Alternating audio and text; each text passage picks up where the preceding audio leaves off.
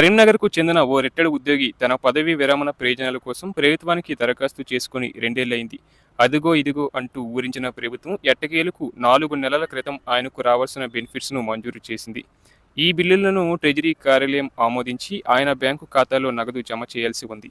ఆ రిటైర్డ్ ఉద్యోగి ట్రెజరీ కార్యాలయానికి వెళ్లి తన డబ్బులు విడుదల చేయాలని కోరారు. బిల్లు వచ్చిన మాట వాస్తవమే కానీ అన్ని వివరాలు పరిశీలించాలని, పింఛనుకు సంబంధించి కొన్ని వివరాలు లోపించాయంటూ ట్రెజరీ సిబ్బంది లేనిపోని కొర్రీలు వేసి 10 రోజుల పాటు తిప్పుకున్నారు. చివరకు అసలు విషయం గ్రహించిన ఆ రిటైర్డ్ ఉద్యోగి ఓ ఉద్యోగ సంఘం నేత సహకారంతో ట్రెజరీ సిబ్బందిని సంప్రదించాడు.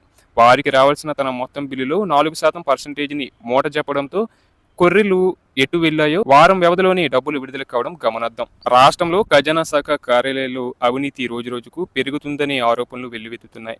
ఆర్థిక శాఖ నుంచి వచ్చే ప్రతి బిల్లు విడుదల కోసం ఈ కార్యాలయాల్లో పనిచేసే సిబ్బంది యథేచ్ఛగా డబ్బులు వసూలు చేస్తున్నారని, ప్రతి బిల్లుకు పర్సంటేజీలు నిర్ణయించి మరీ కాసులు కొల్లగొడుతున్నారని ఉద్యోగులు, రిటైర్డ్ ఉద్యోగులు, కాంట్రాక్టర్లు, సర్పంచ్లు వాపోతున్నారు. రాష్ట్రంలోని చాలా డిటిఓ, జిల్లా ట్రెజరీ కార్యాలయాలు, సబ్ ట్రెజరీ కార్యాలయాలు అవినీతికి అడ్డాలుగా మారాయని ఫిక్స్డ్ రేట్లు పెట్టి కొన్ని చోట్ల వసూలు చేస్తుంటే మరికొన్ని చోట్ల బిల్లును బట్టి అమ్యమ్యాలు ఇవ్వాల్సిందేనని ఉద్యోగులు, కాంట్రాక్టర్లు, సర్పంచ్లు చెబుతున్నారు. పర్సంటేజీల వారీగా మూట చెబితే సకలంలో బిల్లులు మంజూరవుతాయని, లేదంటే కొర్రీలు పెడుతున్నారని, సర్వర్లు పనిచేయడం లేదు, దరఖాస్తుల్లో తప్పులున్నాయంటూ ఫైల్స్ కదపడం లేదని ఆవేదన వ్యక్తం చేస్తున్నారు. ప్రభుత్వం నుంచి ఆర్థిక శాఖ ద్వారా వచ్చే ప్రతి రూపాయి ట్రెజరీ ద్వారానే చెల్లిస్తుంటారు. కాంట్రాక్టు పనులు, ఉద్యోగుల వేతనాలు, వారికి సంబంధించిన మెడికల్ బిల్లులు, రిటైర్డ్ ఉద్యోగులకు చెల్లింపులు, గురుకులాలకు ఇచ్చే డైట్ ఛార్జీలు, అద్దె వాహనాలు, వివిధ కార్యాలయాలు, గ్రామ పంచాయతీలు బిల్లులు, నియోజకవర్గ అభివృద్ధి నిధులు, ఇలా అన్ని రకాల బిల్లులను చెక్కుల రూపంలో బ్యాంకులకు పంపడం, లేదంటే ఆయా బ్యాంకు అకౌంట్లలో వేయడం ట్రెజరీల ద్వారానే జరుగుతుంది. అయితే ఈ బిల్లుల విడుదల కోసం ట్రెజరీ కార్యాలయాల్లో పర్సంటేజీలు మూట చెప్పడం మామూలేనని, అయితే ఇటీవల కాలంలో ఈ అవినీతి పెచ్చుమీరుతుందనే ఆరోపణలు వస్తున్నాయి. ఉద్యోగుల బిల్లులకు 10% టోకుగా, లేదంటే బిల్లును బట్టి మూట చెప్పాల్సి వస్తుందని, కనీసం పింఛన్కు దరఖాస్తు చేసుకోవాలన్న ట్రెజరీ సిబ్బందిని ప్రసన్నం చేసుకోవాల్సిందేనని ఉద్యోగులు, ఉపాధ్యాయులు వాపోతున్నారు. ఈ బిల్లుల విడుదలకు తోడు ఉద్యోగ, ఉపాధ్యాయులు ఆదాయ పన్నుకు సంబంధించిన సహకారానికి గాను క్రమం తప్పకుండా ముడుపులు ఇవ్వాలని, అలా ఇస్తే వారు పన్ను కట్టే పని లేకుండా ఆడిట్ చేస్తారని చెబుతున్నారు. వాస్తవానికి ఏదైనా బిల్లును తిరస్కరించే సమయంలో ట్రెజరీ సిబ్బంది ఎందుకు తిరస్కరించారనే కారణాన్ని నమోదు చేయాల్సి ఉంటుంది. కానీ డబ్బులు ముట్టకపోతే కారణాలేవి నమోదు చేయకుండానే బిల్లును తిరస్కరిస్తారని, లేదంటే కొర్రీలు వేసి ఫైల్ కదలకుండా చేస్తారని, విధి లేని పరిస్థితుల్లో వారు అడిగినంత సమర్పించుకోవాల్సి వస్తుందని బాధితులు వాపోతున్నారు.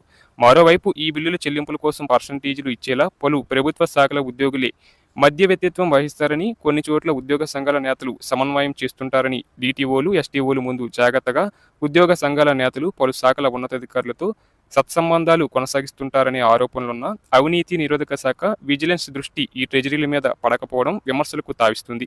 అలాగే మెదక్, సిద్దిపేట, సంగారెడ్డి జిల్లా ట్రెజరీ కార్యాలయాలు, సబ్ ట్రెజరీ కార్యాలయాల్లో వసూళ్ల దందా యథేచ్ఛగా సాగుతుంది. ఉద్యోగుల మెడికల్ బిల్లులకు 10% చొప్పున వసూలు చేస్తున్నారు. ఎవరైనా ఉద్యోగి మెడికల్ బిల్లు 80,000 ప్రాసెస్ చేయాలంటే 8,000 ఇచ్చుకోవాల్సిందే. లేని పక్షంలో బిల్లుల్లో ఆ వివరాలు లేవని, ఆన్లైన్లో సర్వర్ తీసుకోవడం లేదంటూ రోజుల తరబడి తిప్పడం పరిపాటి అయిపోయిందని ఉద్యోగులు వాపోతున్నారు. ఈ కార్యాలయాల్లో ప్రైవేటు వ్యక్తుల ద్వారా వసూలు దందా సాగిస్తున్నారని తెలుస్తుంది. వచ్చిన ముడుపుల్లో సెక్షన్ల వారీగా పనిచేసే సిబ్బందితో పాటు అధికారులకు వాటాలు అందుతున్నాయని సమాచారం. అలాగే యాదాద్రి భువనగిరి జిల్లా మొత్కూరు ఎస్టీఓ పరిధిలో ఆ బిల్లు తెచ్చిన వ్యక్తి, ఆ బిల్లుకు సంబంధించిన స్థాయిని బట్టి పర్సంటేజీలు నిర్ణయిస్తున్నారు. ఓ ఉద్యోగి వేతన బిల్లు చేయడంలో లంచం తీసుకోవడంతో ఇక్కడ పనిచేస్తున్న సీనియర్ అటెండెంట్ను ఇటీవల ఏసీబీ అధికారులు పట్టుకున్నారు. ఈ కార్యాలయంలో బిల్లుల కోసం ఉపాధ్యాయులు ఎంత ఇస్తే అంత తీసుకుంటారు. అరియర్స్ బిల్లులు మాత్రం బిల్లును బట్టి పర్సంటేజీలు ఉంటున్నాయి. అలాగే సూర్యాపేట ట్రెజరీ ఆఫీసులో రిటైర్మెంట్ బెనిఫిట్స్ కోసం 25,000 నుంచి 30,000, మెడికల్ బిల్లుల కోసం 10,000 దాకా తీసుకుంటున్నారని, గ్రామ పంచాయతీ బిల్లులకు కనీసం 2% ఇవ్వాల్సిందేనని ఆరోపణలున్నాయి.